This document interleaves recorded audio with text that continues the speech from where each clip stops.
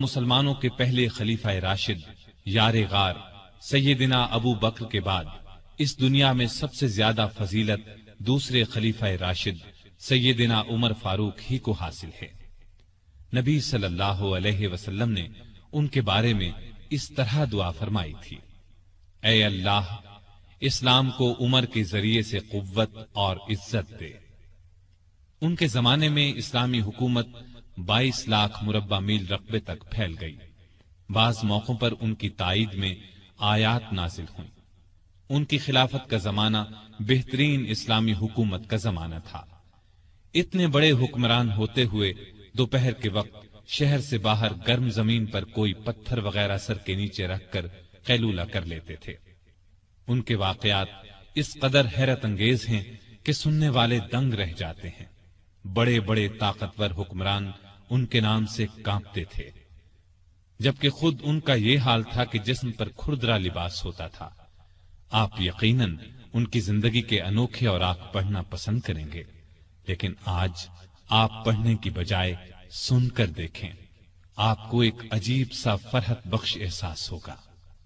سیدنا عمر فاروق رضی اللہ عنہ ہجری سال شروع ہونے سے 40 سال پہلے 583 عیسوی یا 584 عیسوی میں مکے میں پیدا ہوئے۔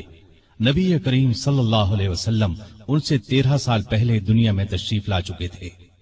والدین نے نام عمر رکھا، کنیت ابو حفص تھی، لقب فاروق تھا، یعنی حق اور باطل میں فرق کرنے والا۔ یہ لقب انہیں نبی کریم صلی اللہ علیہ وسلم نے عطا فرمایا۔ حضرت عمر کا سلسلہ نسب 8ویں پشت میں نبی کریم سے جا ملتا ہے۔ آپ نے دنیا میں آنکھ کھولی تو مکے میں قریش کی سرداری تھی۔ یہ قبیلہ اسماعیل علیہ السلام کی اولاد سے تھا۔ قریش کے آگے چل کر 10 کے قریب قبیلے بن گئے۔ ان میں نبی کریم بنو ہاشم سے تھے، ابو بکر بنو تیم سے اور عمر فاروق بنو عدی سے۔ 10 کے 10 قبیلوں کے سپرد الگ الگ کام تھے۔ مثلا کوئی خانہ کعبہ کی دیکھ بھال کرتا تھا تو کوئی حاجیوں کو پانی پلاتا تھا، کوئی جھگڑوں کے فیصلے کرتا تھا۔ بنو عدی کے ذمے 2 کام تھے۔ قریش کو کوئی ایلچی بھیجنا ہوتا تو یہ بھیجتے تھے۔ دوسرا کام یہ تھا کہ 2 گروہوں میں جھگڑا ہو جاتا تو بنو عدی کا سردار فیصلہ کرتا تھا۔ بنو عدی کے گھر صفا اور مروہ پہاڑیوں کے درمیان میں تھے۔ عمر یہیں پیدا ہوئے اور پرورش پائی۔ ان کے والد خطاب بنو عدی کے سردار تھے۔ جس زمانے میں نبی کریم صلی اللہ علیہ وسلم نے نبوت کا اعلان کیا، خطاب فوت ہو چکے تھے۔ سیدنا عمر کے بچپن کے حالات کسی کتاب میں نہیں ملتے۔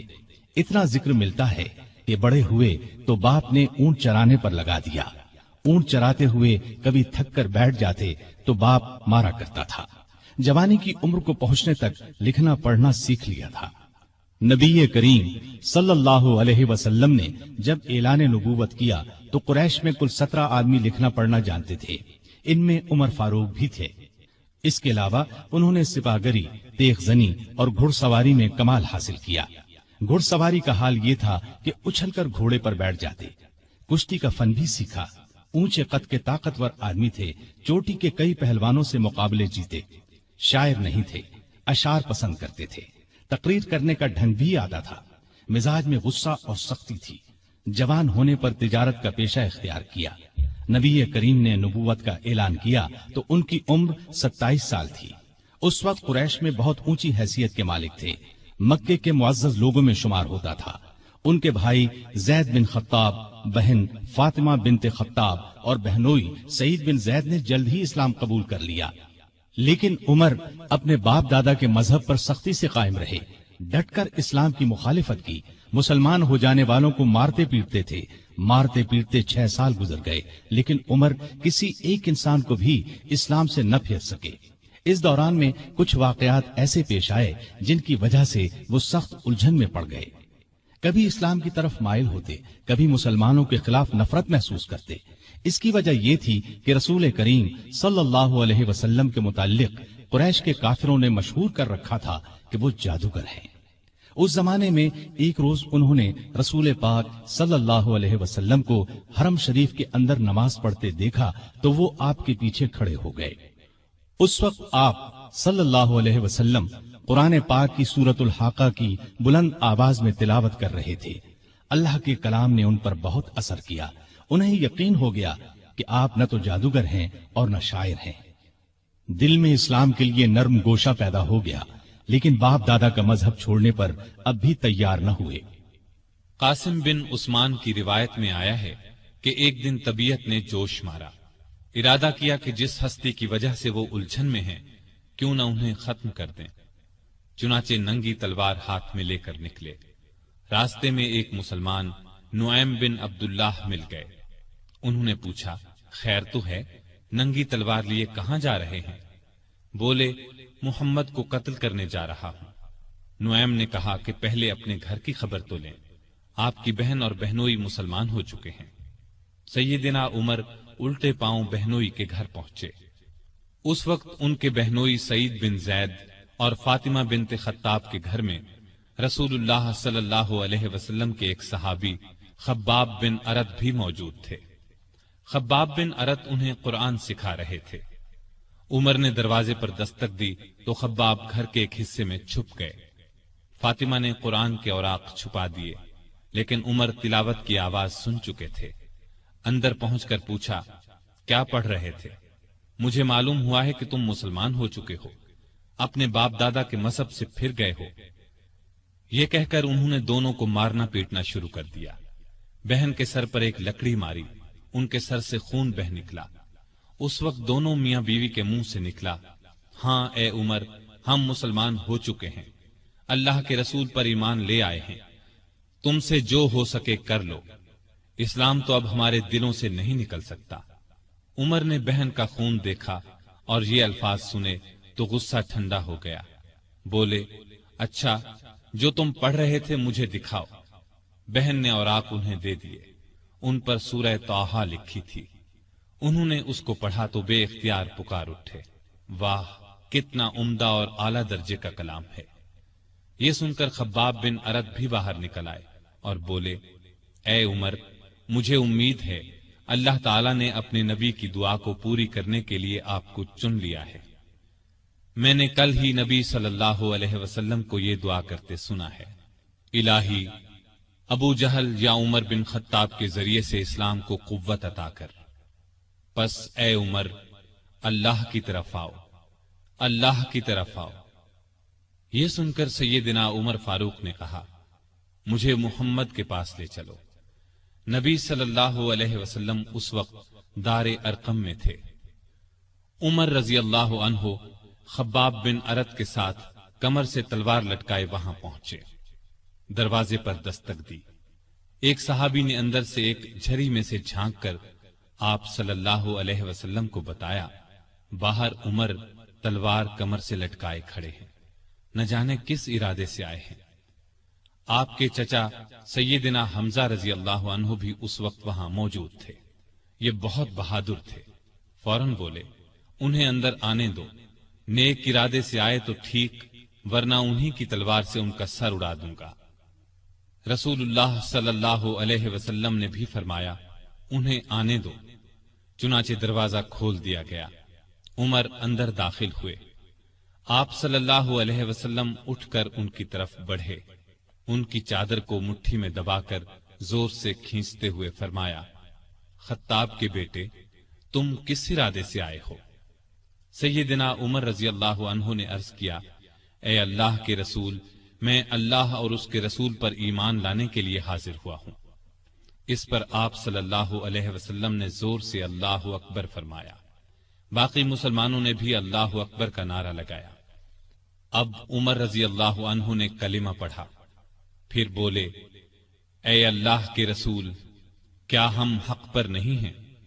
آپ نے فرمایا، اس ذات کی قسم جس کے قبضے میں میری جان ہے، تم لوگ حق پر ہو۔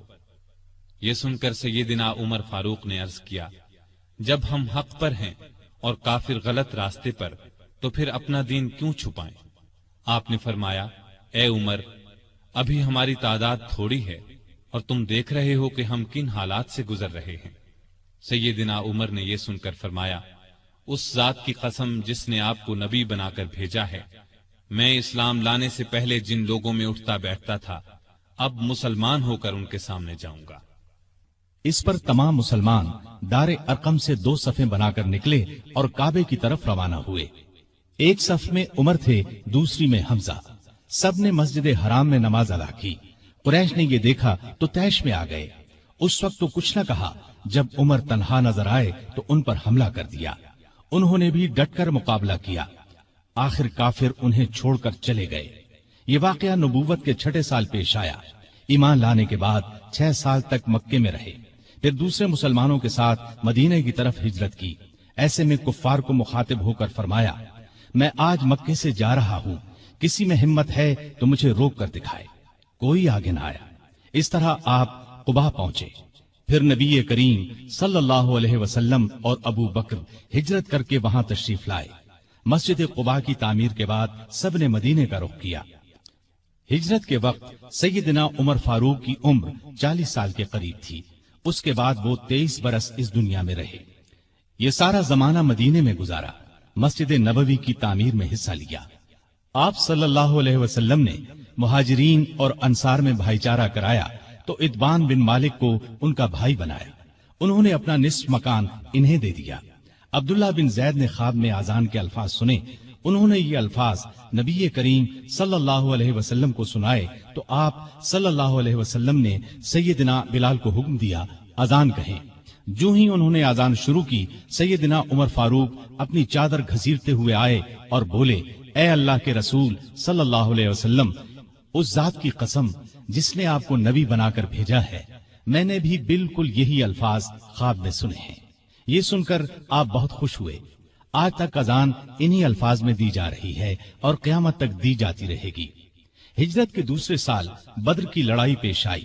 سیدنا عمر فاروق بھی اس غزوے میں شریک ہوئے۔ اس غزوے میں انہوں نے ایک نامی بہادر آس بن ہشام کو قتل کیا۔ یہ رشتے میں ان کا ماموں تھا۔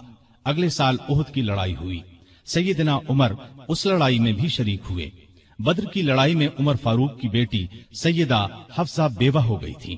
نبی کریم صلی اللہ علیہ وسلم کی خواہش پر سیدنا عمر نے ان کا نکاح آپ سے کر دیا۔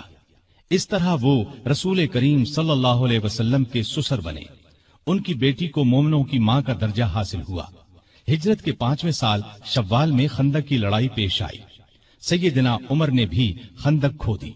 خندق کے ایک حصے کی حفاظت سیدنا عمر کے سپرد کی گئی۔ بعد میں اس جگہ ان کے نام سے مسجد تعمیر کی گئی جو آج بھی موجود ہے۔ ہجرت کے 6 سال نبی کریم صلی اللہ علیہ وسلم نے کعبے کی زیارت کا ارادہ فرمایا۔ آپ 1400 صحابہ کے ساتھ روانہ ہوئے، ان میں سیدنا عمر بھی تھے۔ حدیبیہ کے مقام پر کافروں سے جو معاہدہ ہوا تو کچھ دوسرے صحابہ کے ساتھ وہ سیدنا عمر پر بھی گراں گزرا۔ وہ رسول اللہ صلی اللہ علیہ وسلم کی خدمت میں حاضر ہوئے اور عرض کی، کیا آپ اللہ کے سچے نبی نہیں ہیں؟ آپ نے فرمایا، یقیناً میں اللہ کا سچا نبی ہوں۔ کہا، کیا ہم حق پر اور ہمارا دشمن باطل پر نہیں ہے؟ آپ نے فرمایا، ہم حق پر اور ہمارا دشمن باطل پر ہے۔ کہا، اے اللہ کے رسول، جب ہم حق پر اور ہمارا دشمن باطل پر ہے تو پھر دب کر کیوں صلح کریں؟ آپ نے فرمایا، میں اللہ کا رسول ہوں، اللہ کے حکم کے خلاف نہیں کرتا، وہی میرا مددگار ہے۔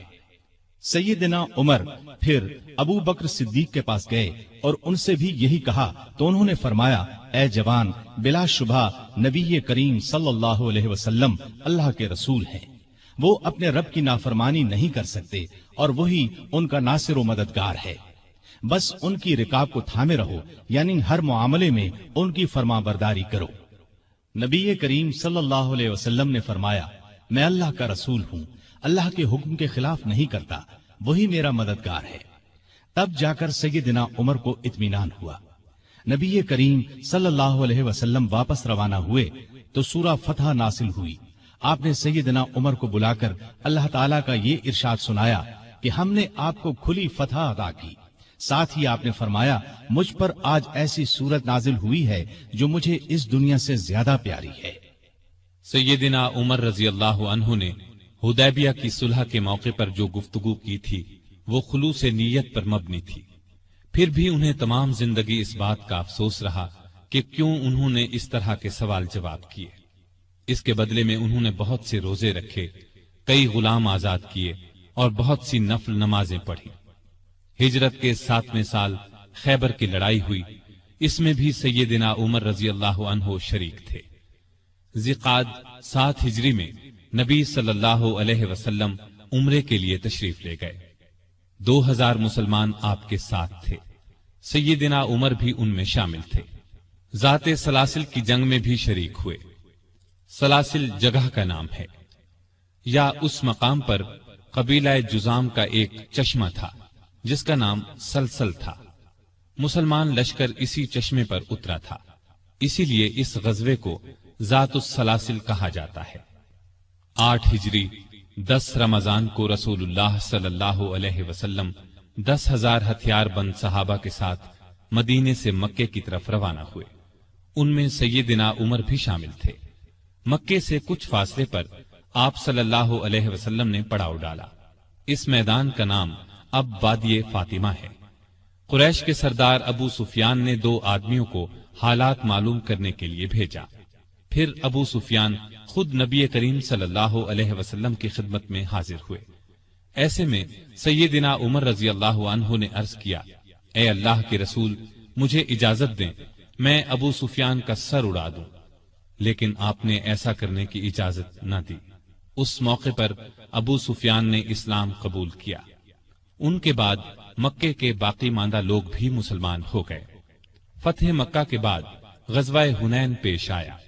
اس غزوے کی ابتدا میں مسلمانوں کے پاؤں اکھڑ گئے۔ صرف رسول اللہ صلی اللہ علیہ وسلم چند صحابہ کے ساتھ میدان میں کھڑے رہے۔ ان میں سیدنا عمر بھی تھے۔ پھر سیدنا عباس رضی اللہ عنہ کی آواز پر مسلمان پلٹے اور کفار کو شکست دی۔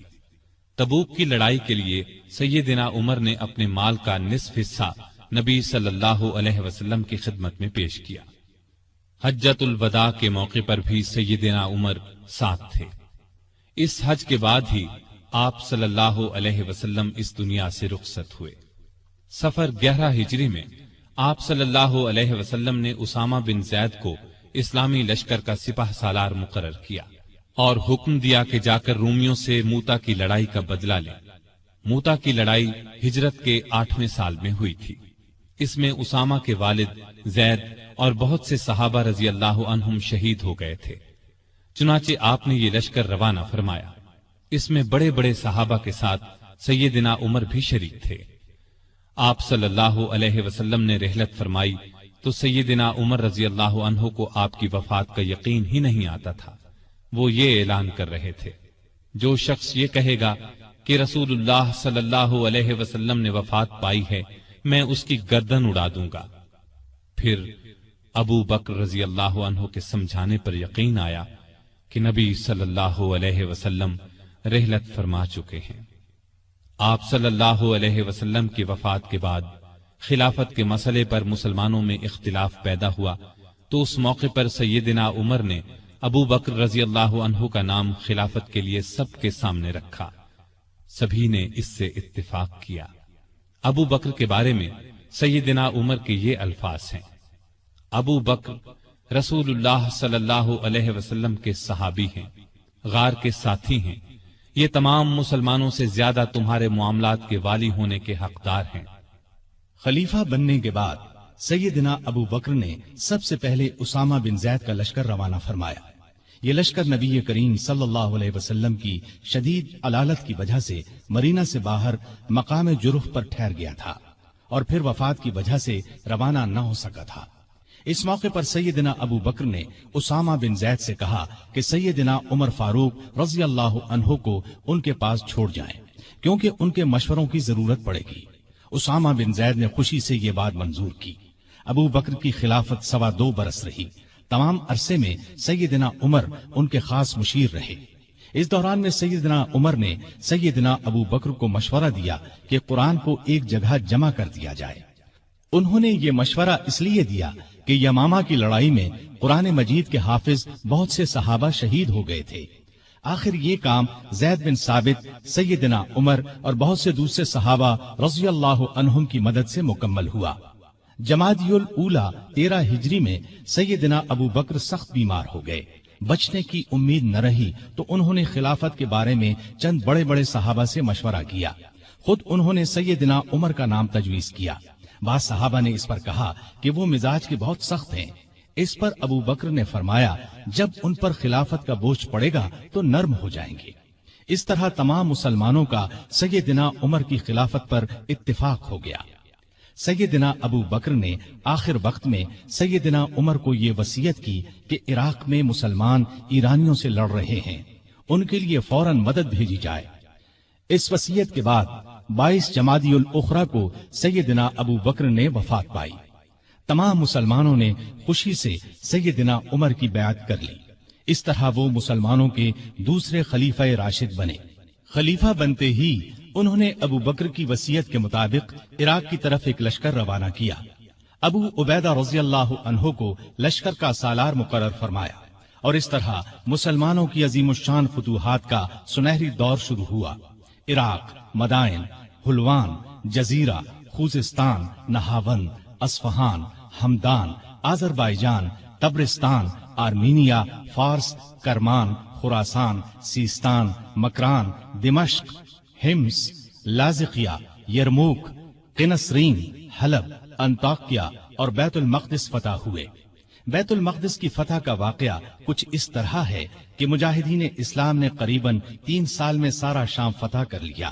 اب فلسطین کے صرف 2 بڑے شہر رہ گئے تھے، بیت المقدس جسے یروشلم بھی کہا جاتا ہے، اور قیصاریہ۔ اس زمانے میں فلسطین شام ہی کا حصہ تھا۔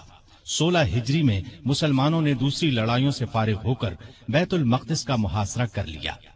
اس شہر میں ابراہیم علیہ السلام، اسحاق علیہ السلام، سلیمان علیہ السلام، عیسیٰ علیہ السلام اور دوسرے نبیوں کی بہت سی یادگاریں ہیں۔ رسول اللہ صلی اللہ علیہ وسلم کی بھی معراج کے سفر میں پہلی منزل یہی تھی۔ مسلمانوں کا پہلا قبلہ بھی یہی تھا۔ نہ صرف یہودی اور عیسائی بلکہ مسلمان بھی اس کی بہت عزت کرتے تھے اور کرتے ہیں۔ مسلمانوں نے جب بیت المقدس کا محاصرہ کیا تو شہر کے باشندوں نے شہر کے دروازے بند کر لیے۔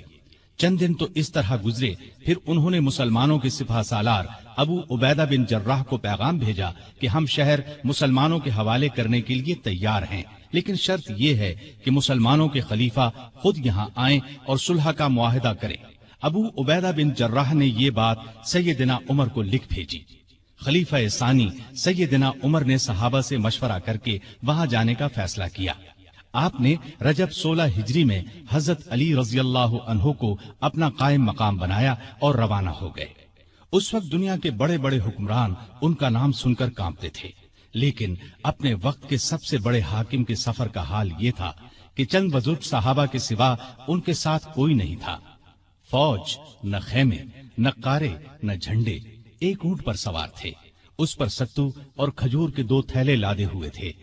ایک طرف پانی کی مشک لٹک رہی تھی، راستے میں کھانے کا وقت آتا تو سب مل کر کھا لیتے۔ آپ کا لباس بہت معمولی سا تھا۔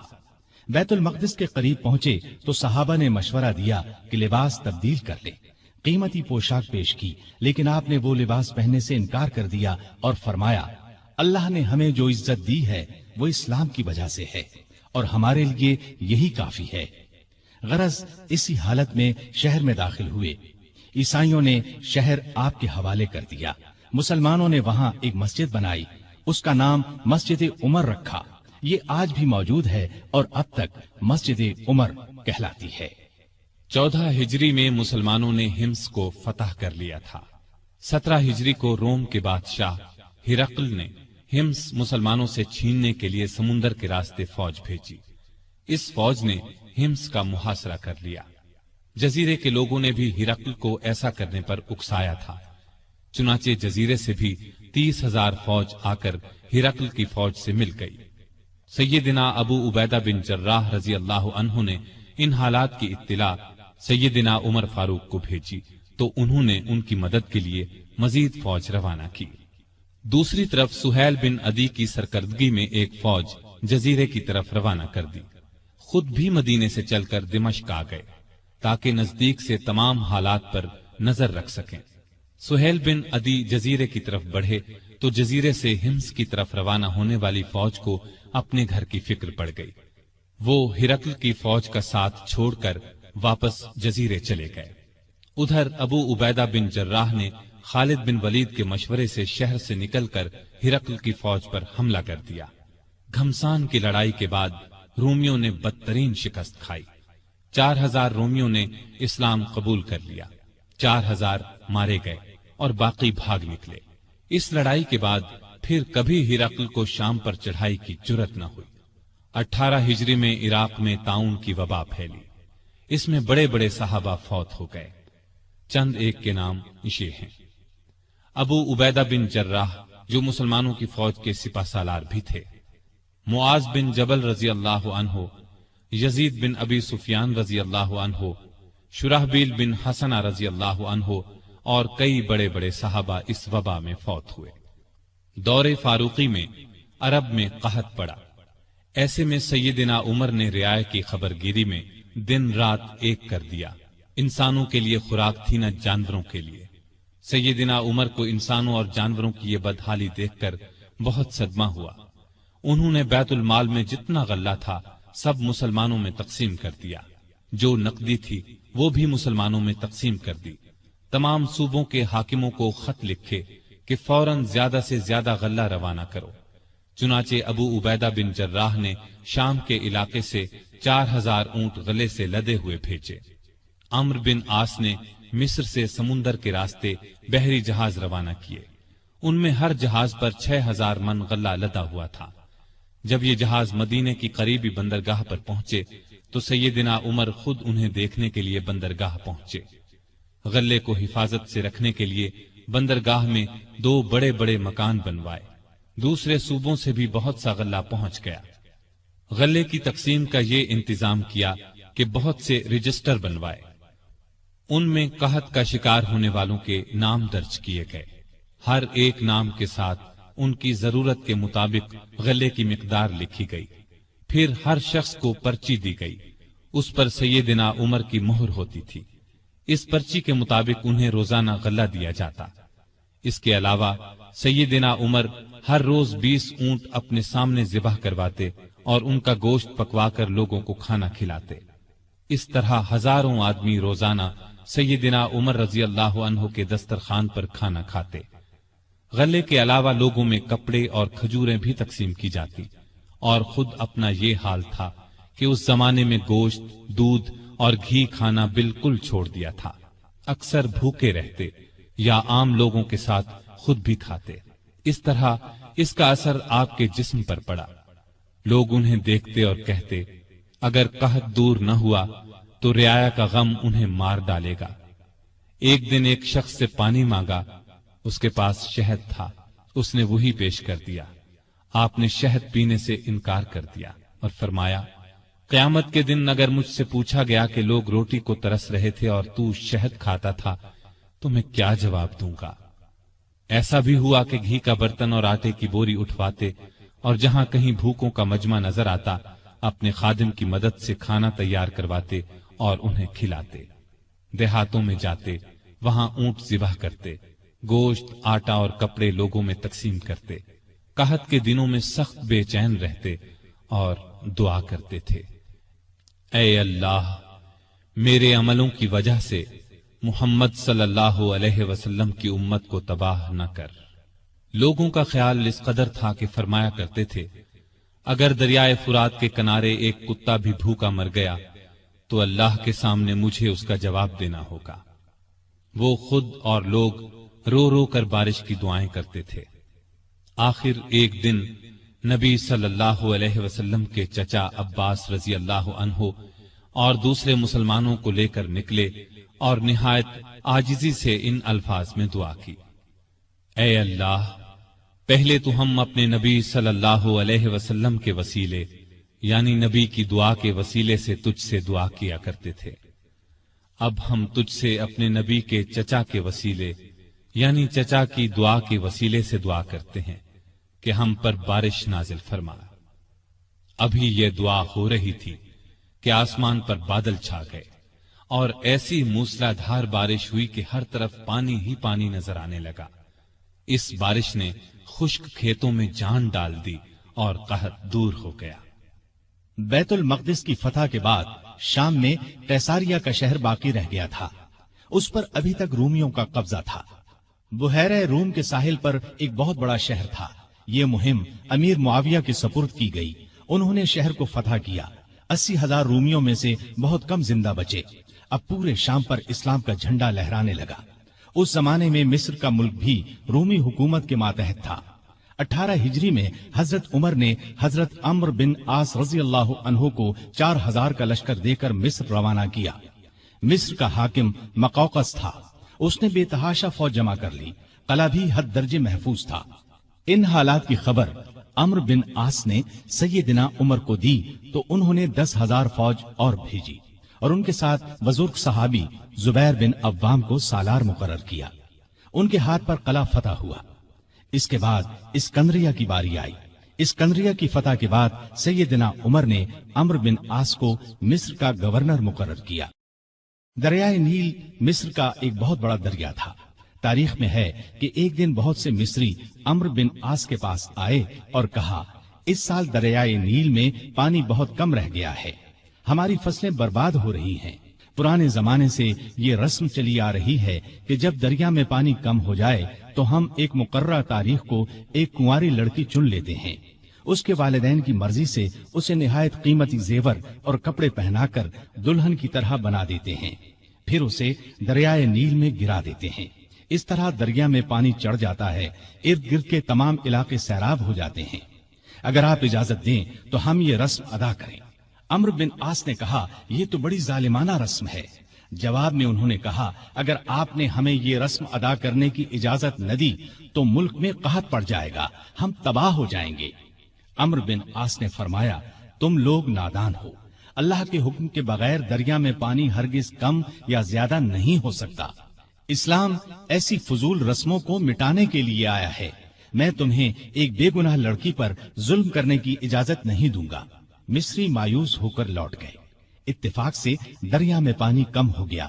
لوگ قحط کے ڈر سے وطن چھوڑنے کی تیاری کرنے لگے۔ سیدنا عمرو بن عاص نے یہ سارا قصہ سیدنا عمر کو لکھ بھیجا۔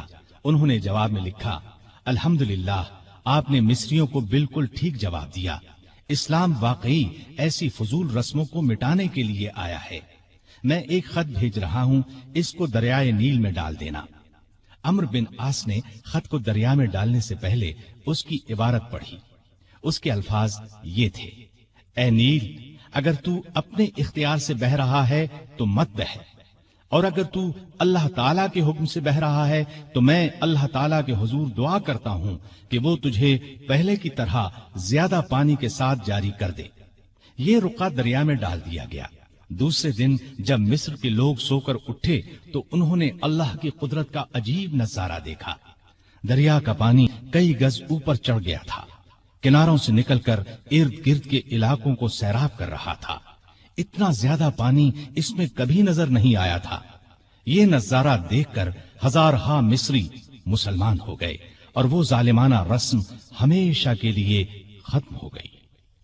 سیدنا عمر رضی اللہ عنہ کے دور میں اسلامی حکومت 22 لاکھ مربع میل تک پھیل گئی۔ اس میں عرب کے علاوہ عراق، ایران، مصر، فلسطین، بحرین، آرمینیا، آذربائیجان، سیستان وغیرہ بہت سے ملک شامل تھے۔ اتنے بڑے ملک کا انتظام سیدنا عمر نے بہت خوبی سے کیا۔ اسلامی سلطنت کو صوبوں میں تقسیم کر دیا، پھر ہر صوبے کو بہت سے ضلعوں میں تقسیم کیا۔ عام طور پر ایک صوبے میں 10 سے لے کر 20 تک ضلع ہوتے تھے۔ ملک کا انتظام صحابہ کرام رضی اللہ عنہم کے مشورے سے کرتے تھے۔ مشورہ کرنے کے لیے انہوں نے ایک مجلس بنائی۔ اس میں سوجھ بوجھ رکھنے والے بڑے بڑے جلیل القدر صحابہ شامل تھے۔ اس مجلس کو مجلس شورا کہا جاتا تھا۔ اس کے اجلاس مسجد نبوی میں ہوتے تھے۔ ہر صوبے کا ایک گورنر مقرر کیا جاتا تھا۔ خود بالکل سادہ زندگی بسر کرتے تھے۔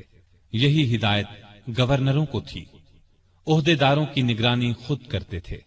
حج کے زمانے میں چاروں طرف سے آئے ہوئے لوگوں سے ان کے گورنروں کے حالات پوچھتے۔ لوگ بے دھڑک شکایت کرتے۔ لوگوں کے سامنے اس قسم کا خطبہ دیتے، لوگوں، تم پر جو لوگ حاکم مقرر کیے گئے ہیں وہ اس لیے نہیں بھیجے گئے کہ تمہیں ماریں پیٹیں اور تمہارا مال چھین لیں، بلکہ انہیں میں اس لیے بھیجتا ہوں کہ وہ تمہیں رسول اللہ صلی اللہ علیہ وسلم کے طریقے سکھائیں۔ اگر کسی نے اس کے خلاف کیا ہے تو مجھ سے بیان کرو، تاکہ میں اس کا بدلہ لوں۔ لوگوں کو عام اجازت تھی کہ وہ کسی وقت بھی اپنی شکایت پیش کر سکتے تھے۔ ایک مرتبہ مصر کے ایک غریب شخص نے شکایت کی کہ گورنر کے بیٹے نے بلا وجہ اسے پیٹا ہے۔ آپ نے باپ بیٹے کو بلوا لیا۔ جب دونوں آ گئے تو سیدنا عمر نے اس غریب کو کوڑا دے کر فرمایا، جتنے کوڑے اس نے تمہیں مارے تھے اتنے ہی تم اسے مارو۔ اس غریب نے کوڑے مارنے شروع کیے۔ جب تعداد پوری ہو گئی تو عمر نے فرمایا، اب 2-4 کوڑے گورنر کو بھی مارو، لیکن اس غریب نے ایسا کرنا پسند نہ کیا۔ جزیرے کے گورنر کے بارے میں اطلاع ملی کہ وہ باریک لباس پہنتے ہیں، دروازے پر دربان بھی مقرر کر رکھا ہے۔ آپ نے انہیں فوراً بلوا لیا، ان کے کپڑے اتروا کر بالوں کا بنا ہوا کرتا پہنا دیا اور بکریوں کا ایک ریوڑ منگوا کر انہیں حکم دیا کہ جنگل میں جاؤ اور ان بکریوں کو چراؤ۔ گورنر کا نام ایاز بن غنم تھا۔ وہ رسول اللہ صلی اللہ علیہ وسلم کے صحابی تھے، ایک صوبے کے گورنر تھے۔ اس لیے جب انہوں نے کہا کہ وہ آئندہ ایسا لباس نہیں پہنیں گے تو عمر نے انہیں معاف کر دیا اور عہدے پر واپس بھیج دیا۔ ایاز بن غنم جب تک زندہ رہے موٹا لباس پہنتے رہے، پھر انہوں نے کبھی باریک لباس پہنا نہ دروازے پر دربان رکھا۔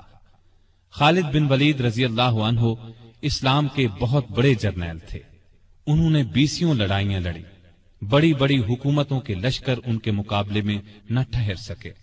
سیدنا عمر کے زمانے میں جب خالد بن ولید فتوحات پر فتوحات حاصل کر رہے تھے تو عین اس حالت میں عمر نے انہیں سپہ سالاری سے معزول کر دیا۔ جب لوگوں نے وجہ پوچھی تو انہوں نے فرمایا، مسلمان یہ خیال کرنے لگے تھے کہ یہ فتوحات خالد بن ولید کی وجہ سے ہو رہی ہیں، جبکہ فتوحات ہمیں اللہ تعالی کی مہربانی سے ہو رہی ہیں۔ آپ کے زمانے میں چونکہ اسلامی حکومت بہت پھیل گئی تھی، لگاتار فتوحات کی وجہ سے مال غنیمت بھی بہت زیادہ آنے لگا تھا، اس لیے آپ نے 15 ہجری میں بیت المال قائم کر دیا۔ اس میں زکوٰۃ، خراج، جزیہ، مال غنیمت وغیرہ جمع ہوتا تھا اور مسلمانوں میں تقسیم کیا جاتا تھا۔ یتیموں، غریبوں اور بیواؤں کو اس میں سے وظیفے دیے جاتے تھے۔ ضرورت مندوں کو قرض بھی دیا جاتا تھا۔ جنگی ضروریات پر بھی خرچ کیا جاتا تھا۔ آمدنی اور خرچ کے معاملے میں حد درجہ احتیاط کرتے تھے۔ سیدنا عثمان نے ایک دن انہیں چلچلاتی دھوپ میں بھاگتے دیکھا۔ پوچھنے پر انہوں نے بتایا کہ بیت المال کا ایک اونٹ گم ہو گیا ہے، اس کو تلاش کر رہا ہوں۔ بحرین سے ایک مرتبہ مشک آیا، یہ انتہائی قیمتی خوشبو تھی۔ اس کو مسلمانوں میں تقسیم کرنے کے لیے آدمی کی تلاش ہوئی جو یہ کام اچھی طرح کر سکے۔ سیدنا عمر کی زوجہ محترمہ عاتقہ نے کہا کہ یہ کام میں کر سکتی ہوں۔ سیدنا عمر نے فرمایا، نہیں، میں تمہیں اس کی اجازت نہیں دے سکتا، اس لیے کہ تمہاری انگلیوں پر جو مشک لگ جائے گا وہ تم اپنے کپڑوں پر لگا لو گی، اس طرح عام مسلمانوں سے زیادہ تمہارے حصے میں آئے گا۔ ایک مرتبہ بیمار ہو گئے، لوگوں نے علاج کے طور پر شہد تجویز کیا۔ بیت المال میں شہد موجود تھا لیکن آپ نے لینا گوارا نہ کیا۔ آخر لوگوں کو جمع کیا گیا، جب سب نے اجازت دے دی تب شہد دیا۔ آپ نے عدل و انصاف کا بہترین نمونہ دنیا کو دکھایا۔ اللہ سے ڈرنے والے قاضی مقرر کیے، ان کی تنخواہیں مقرر کی، انہیں حکم دیا کہ تمام فیصلے قرآن اور حدیث کے مطابق کیے جائیں۔ قرآن اور حدیث میں حکم نہ ملے تو جس رائے پر عالموں کا اتفاق ہو اس کے مطابق فیصلہ دیا جائے۔ انہوں نے کوفہ میں شریح کو قاضی مقرر کیا، ان کے فیصلے بہت مشہور ہوئے۔ امیر المومنین کے خلاف بھی فیصلے دے دیتے تھے۔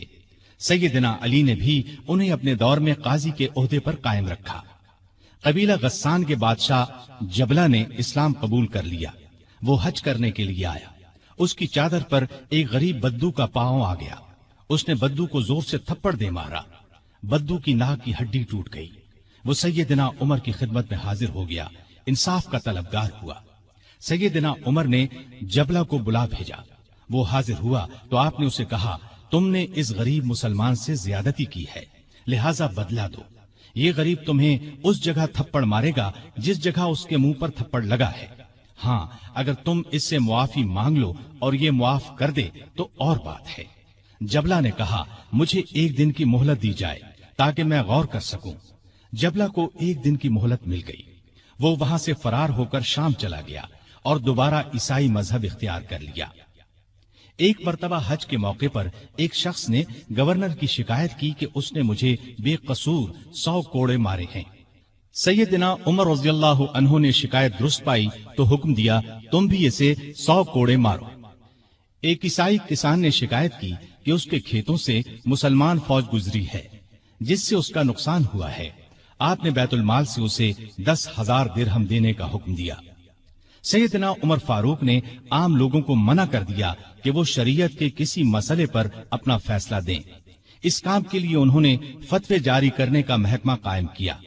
फतवे देने वाले बुजुर्गों के नाम ये हैं: सैयदना उस्मान, सैयदना अली, सैयदना अब्दुर्रहमान बिन औफ, सैयदना उबय बिन काब, सैयदना मुआज बिन जबल, सैयदना जैद बिन साबित, सैयदना अबू दरदा, सैयदना अबू हुरैरा रज़ियल्लाहु ताला अन्हुम।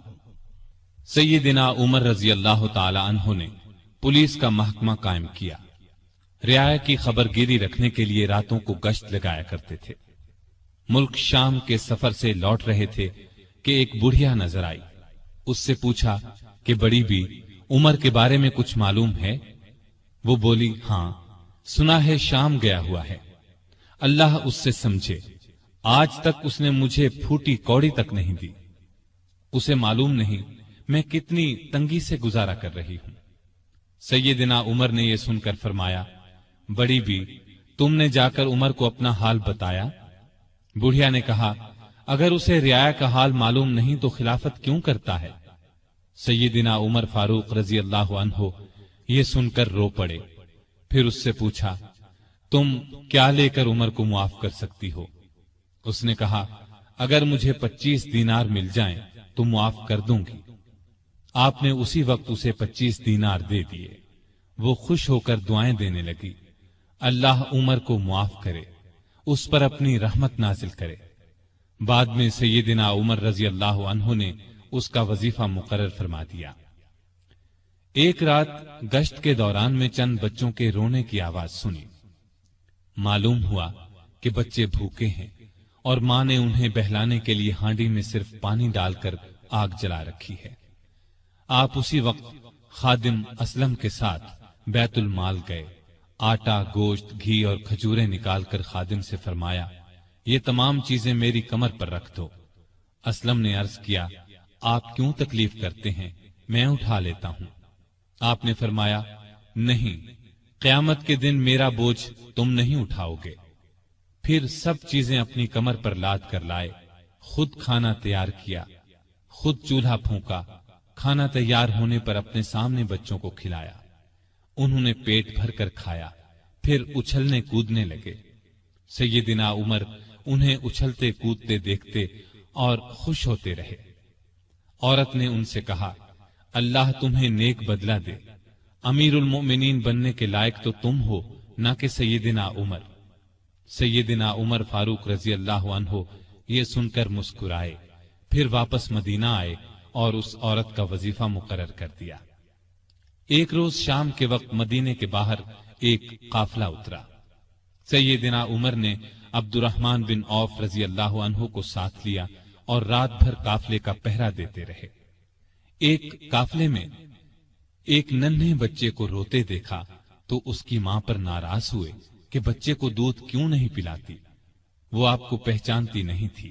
कहने लगी, अमीरुल मोमिनीन ने हुक्म दिया है कि जब तक बच्चे मां का दूध पीते रहें बैतुल माल से उनका वजीफा मुकर्रर न किया जाए। मैं इसका दूध छुड़ा रही हूं ताकि वजीफा लग जाए। ये है इसके रोने की वजह। सैयदना उमर ये सुनकर रोए, फिर ऐलान कर दिया कि जिस दिन कोई बच्चा पैदा होगा उसका वजीफा उसी दिन से मुकर्रर हो जाएगा। एक मर्तबा लोगों को खाना खिला रहे थे। एक शख्स को बाएं हाथ से खाना खाते देखा।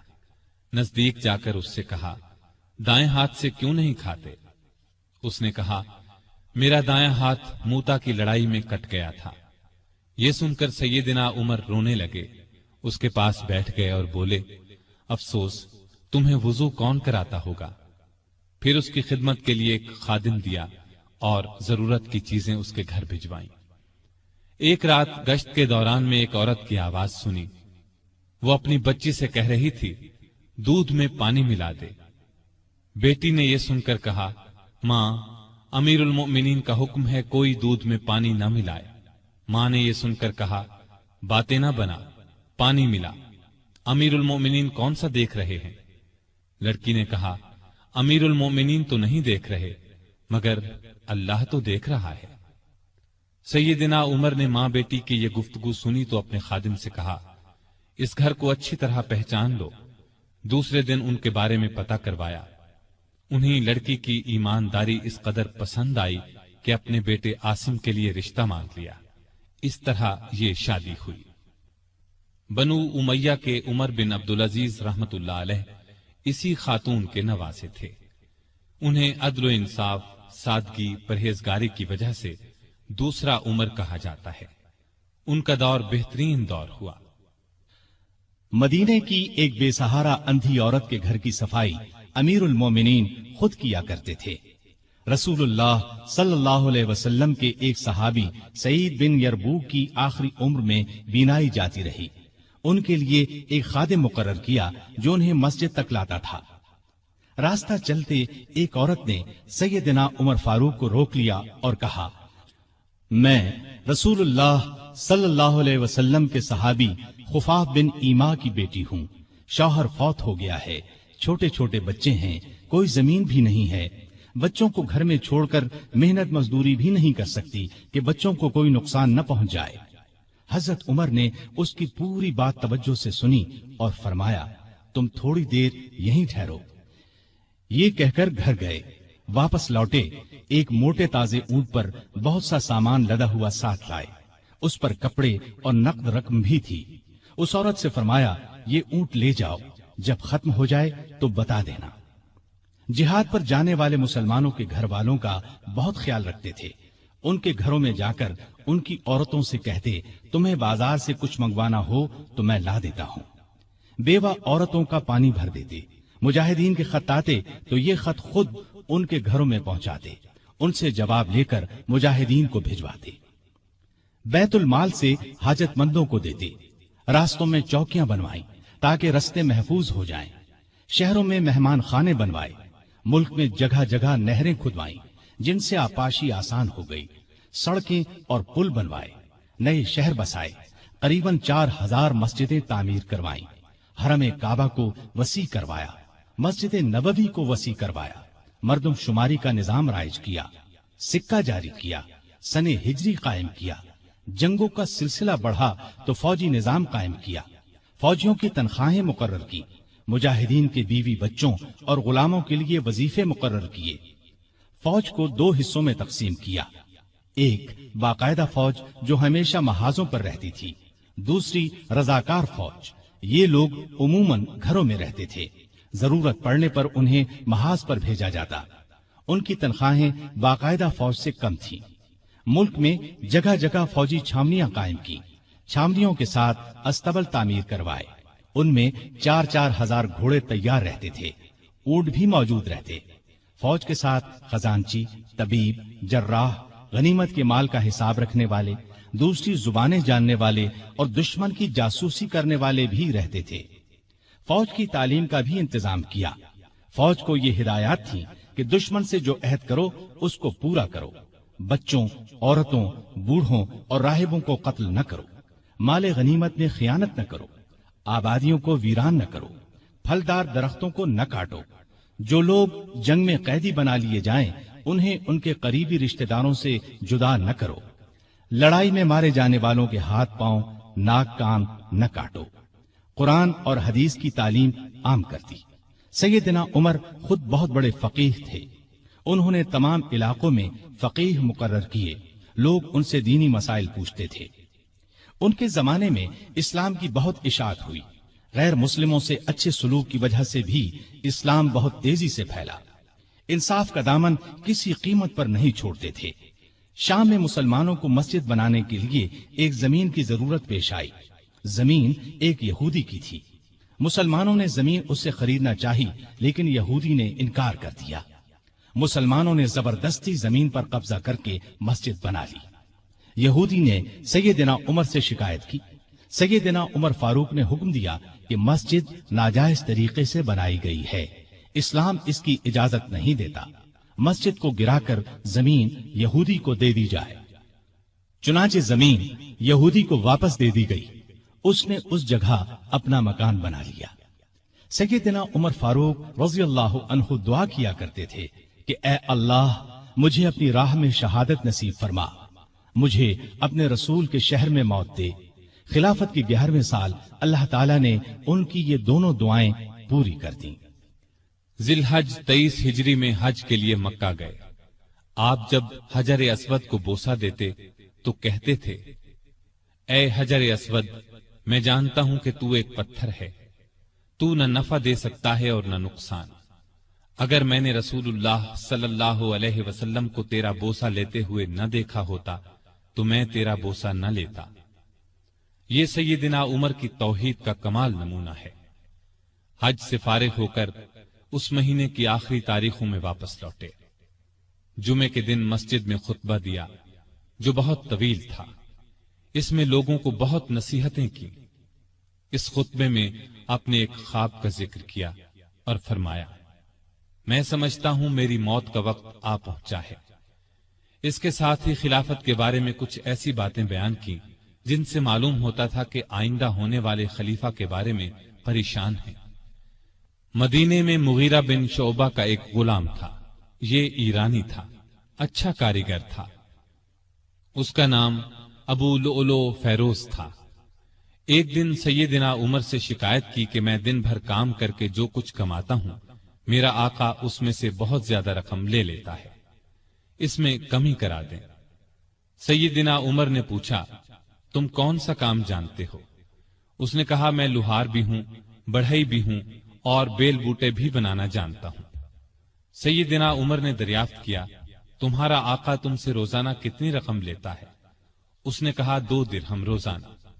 اس پر سیدنا عمر نے فرمایا، تم جو کام جانتے ہو اس کے مقابلے میں تو یہ رقم زیادہ معلوم نہیں ہوتی۔ اس پر ابو لؤلؤ ناراض ہو کر چلا گیا۔ اگلے دن ابو لؤلؤ فجر کی نماز سے پہلے مسجد میں چھپ کر بیٹھ گیا۔ سیدنا عمر لوگوں کو نماز پڑھانے لگے تو اس نے کونے سے نکل کر 2 دھاری خنجر سے امیر المؤمنین پر 6 وار کیے اور پھر صفوں میں کھڑے مسلمانوں کو زخمی کرتا باہر بھاگا، لیکن مسلمانوں نے پکڑ لیا۔ اس پر اس نے وہی خنجر اپنے پیٹ میں جھونک لیا اور مر گیا۔ ادھر امیر المؤمنین شدید زخمی ہو گئے۔ انہوں نے عبد الرحمن بن عوف رضی اللہ عنہ کا ہاتھ پکڑ کر اپنی جگہ کھڑا کر دیا، خود زمین پر گر پڑے۔ لوگوں نے نماز سے فارغ ہو کر دیکھا، جن مسلمانوں کو ابو لؤلؤ نے زخمی کیا تھا ان میں سے 7 دم توڑ چکے تھے، باقی بہت زیادہ زخمی نہیں ہوئے تھے۔ البتہ سیدنا عمر کی حالت نازک تھی۔ ایسے میں انہوں نے عبداللہ بن عباس سے پوچھا، مجھے کس نے مارا ہے؟ انہوں نے بتایا، مغیرہ بن شعبہ کے غلام ابو لؤلؤ نے۔ یہ سن کر فرمایا، اللہ کا شکر ہے، میری موت کسی ایسے شخص کے ہاتھ سے نہیں ہوئی جو اسلام کا دعویٰ کرتا ہو۔ لوگ انہیں اٹھا کر گھر لائے، دودھ پلایا گیا تو وہ زخموں کے راستے باہر آ گیا۔ اب سب کو یقین ہو گیا کہ امیر المؤمنین کا آخری وقت آ پہنچا ہے۔ لوگ غم سے نڈھال ہو گئے، ان سے ملنے کے لیے آنے لگے۔ ایک نوجوان ایسے میں ملنے آیا، اس نے کہا، اے امیر المؤمنین، آپ اللہ کی بشارت سے خوش ہو جائیں، آپ ان اصحاب میں سے ہیں جو بہت پہلے اسلام لائے اور رسول اللہ کے ساتھی بنے۔ خلیفہ بنائے گئے تو آپ نے انصاف سے کام لیا، پھر آخر آپ کو شہادت نصیب ہو گئی۔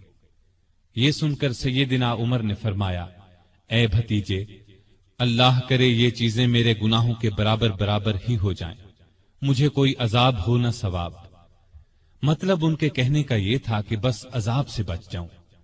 وہ نوجوان واپس جانے لگا تو سیدنا عمر فاروق رضی اللہ عنہ کی نظر اس کی چادر پر پڑی جو زمین کو چھو رہی تھی۔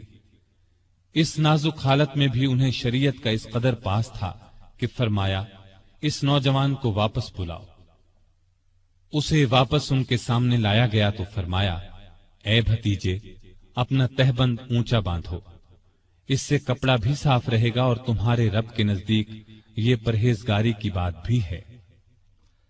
سیدنا ابن عباس رضی اللہ عنہ نے ان کا مرتبہ اور نیکیاں بیان کی تو فرمایا، اللہ کی قسم، اگر میرے پاس دنیا بھر کا سونا ہوتا تو اس سے پہلے کہ میں اللہ کے عذاب کو دیکھوں میں اسے اللہ کی راہ میں دے دیتا، یعنی عذاب کے خوف سے سارا سونا خیرات کر دیتا۔ اس کے بعد اپنے بیٹے عبداللہ کو بلایا، ان سے پوچھا کہ مجھ پر کتنا قرض ہے۔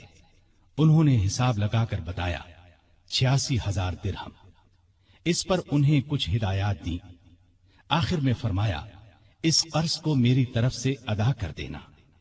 اس کے بعد فرمایا ام المومنین عائشہ صدیقہ رضی اللہ تعالی عنہا کے پاس جاؤ اور کہو عمر بن خطاب آپ کو سلام کہتا ہے اور اپنے 2 ساتھیوں یعنی نبی کریم صلی اللہ علیہ وسلم اور ابو بکر کے ساتھ دفن ہونے کی اجازت چاہتا ہے۔ عبداللہ بن عمر عائشہ صدیقہ کی خدمت میں حاضر ہوئے۔ وہ اس وقت سیدنا عمر کے صدمے میں رو رہی تھیں۔ ان کا پیغام سن کر فرمایا، یہ جگہ میں نے اپنی قبر کے لیے رکھی تھی، لیکن اپنے آپ پر عمر کو ترجیح دیتی ہوں۔ سیدنا عبداللہ یہ جواب سن کر واپس آئے اور سیدنا عمر کو ان کا جواب بتایا۔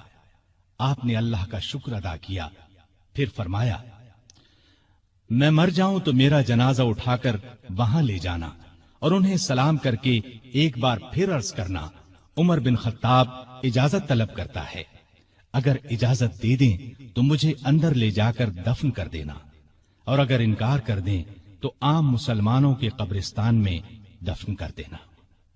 حالت جب زیادہ نازک ہو گئی تو فرمایا خلافت کا حقدار عثمان، علی، زبیر، عبد الرحمن بن عوف اور سعد بن ابی وقاص رضی اللہ عنہم سے زیادہ کسی کو نہیں سمجھتا۔ رسول اللہ صلی اللہ علیہ وسلم بھی وفات تک ان سے خوش تھے۔ ان میں سے جسے خلیفہ چن لیا جائے اس کی اطاعت کرنا۔ پھر اپنے بعد ہونے والے خلیفہ کو وصیت کی کہ مہاجرین اور انصار سے اچھا سلوک کرنا، جو لوگ ہماری پناہ میں آ گئے ان کی جانوں اور مالوں کی حفاظت کرنا، ان سے کیے ہوئے ہر عہد کو پورا کرنا۔ آپ 27 ذی الحج 23 ہجری کو زخمی ہوئے۔ 3 دن بعد 1 محرم 24 ہجری کو وفات پائی اور شہادت کے درجے پر فائز ہوئے۔ اس وقت عمر 63 سال تھی۔ جنازہ چارپائی پر رکھا گیا تو چاروں طرف لوگ جمع ہو گئے۔ سیدنا علی رضی اللہ عنہ آئے تو فرمایا اللہ آپ پر رحم فرمائے، آپ نے کوئی ایسا شخص نہیں چھوڑا کہ اللہ کے سامنے جانے کے لیے مجھے اس کے عمل آپ کے عمل سے زیادہ پسند ہو۔ اللہ کی قسم مجھے امید تھی کہ اللہ آپ کو آپ کے دونوں ساتھیوں کے ساتھ رکھے گا، اس لیے کہ میں اکثر رسول اللہ صلی اللہ علیہ وسلم کو اس طرح فرماتے ہوئے سنا کرتا تھا، میں گیا اور ابو بکر و عمر گئے، میں داخل ہوا اور ابو بکر و عمر داخل ہوئے، میں نکلا اور ابو بکر و عمر نکلے۔ جنازہ حضرت صہیب رضی اللہ عنہ نے پڑھایا۔